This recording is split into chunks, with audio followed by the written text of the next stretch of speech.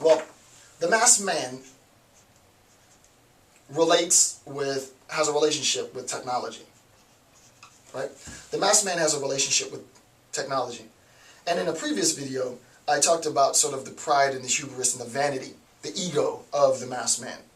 Now, with respect to this inflated ego, with respect to this hyperinflated sense of self, the masked man views technology as the masked man.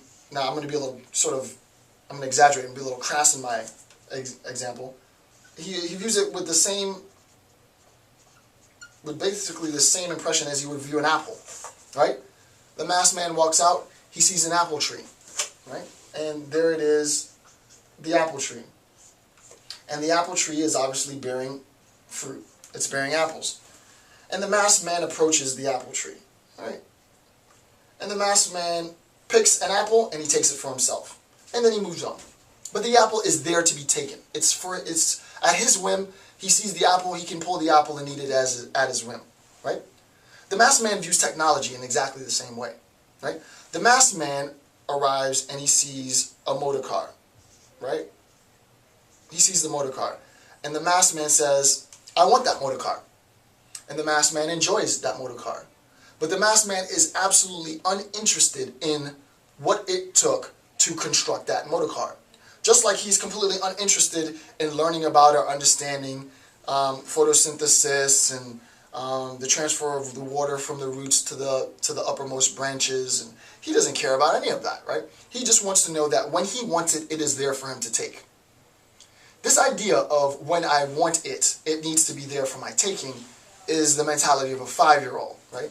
A 5-year-old, if some of you have children, will walk into the kitchen, take out a bottle of juice that costs, let's say, $6 to buy, pour a huge cup of juice, get tired with drinking your juice and throw the rest in the sink.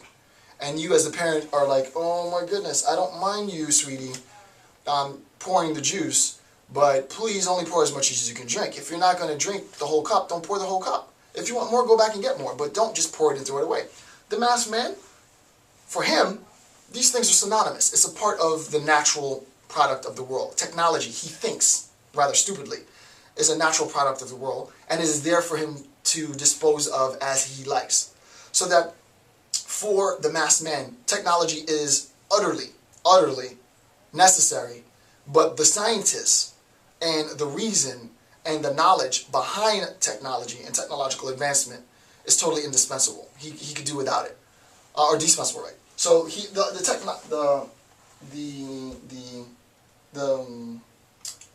the masked man is childlike in his behavior, right? The masked man does not have, and I guess the word that could summarize this is an appreciation for the complexity of technology, right? Technology isn't just the creation of the product. It is the development of an idea that creates the eventual product. He doesn't care about the back end. He just wants the thing as such. Now, this now creates rather a problem for the masked man, right? A bit of a dilemma. And I think rather poignantly, Gasset addresses the dilemma that this creates. There's an obvious dilemma, right? He uses the world as a means to satisfying his desires.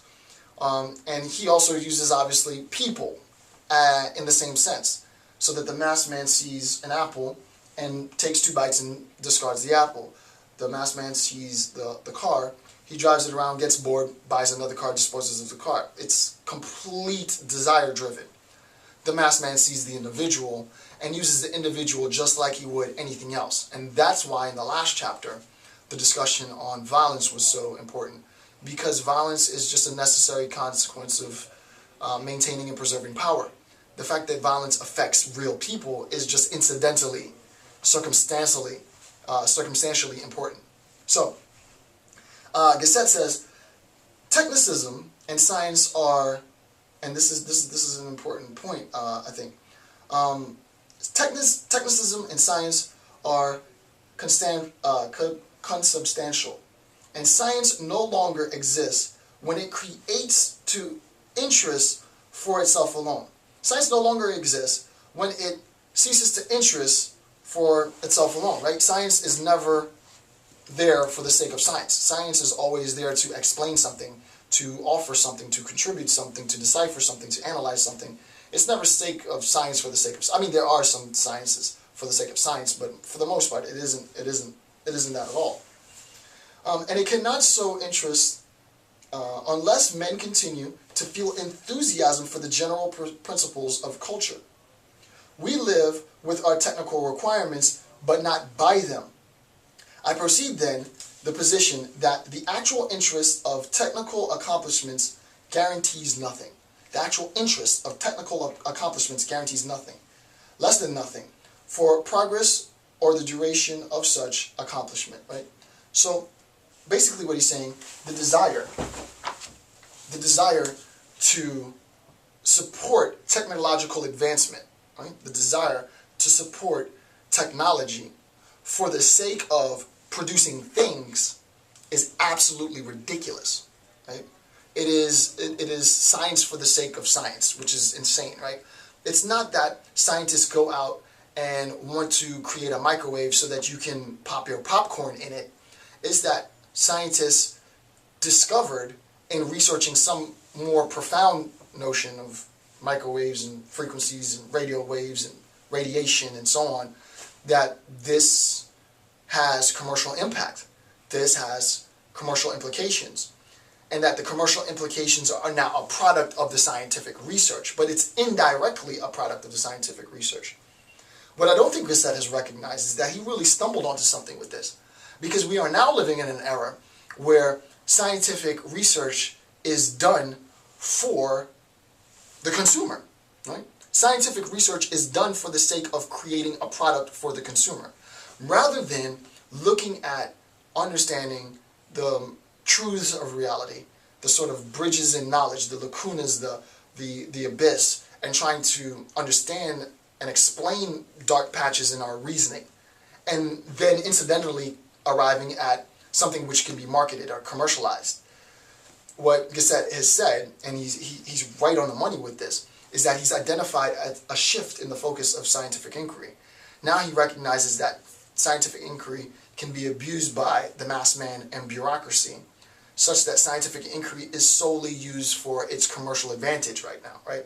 So that the indirect appeal of science, that being the ability to generate money, now becomes the sole appeal for doing research. Let's do research so we can make a lot of money. That's problematic, right?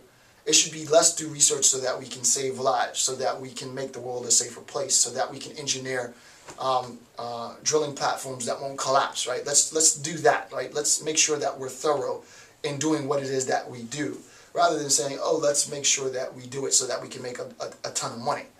The motivation is different. This motivation is obviously a motivation of satisfying desire, right? This motivation of seeing and wanting, taking, and then discarding is the motivation of a 5-year-old. It shouldn't be the motivation of someone in a position of power. Unfortunately, the masked man is in a position of power, and he exercises his desires in exactly this way, right? So that's the danger. Okay. Gasset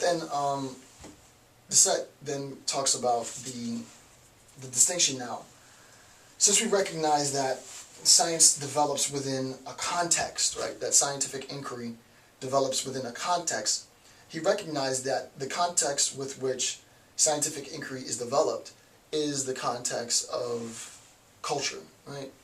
That it's culture.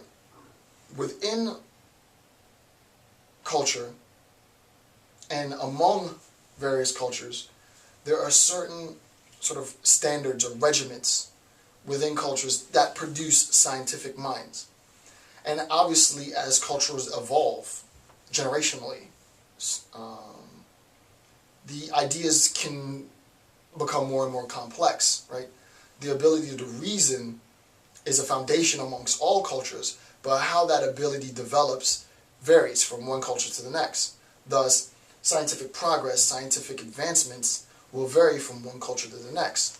And he links this idea to culture, and I think it's a very important point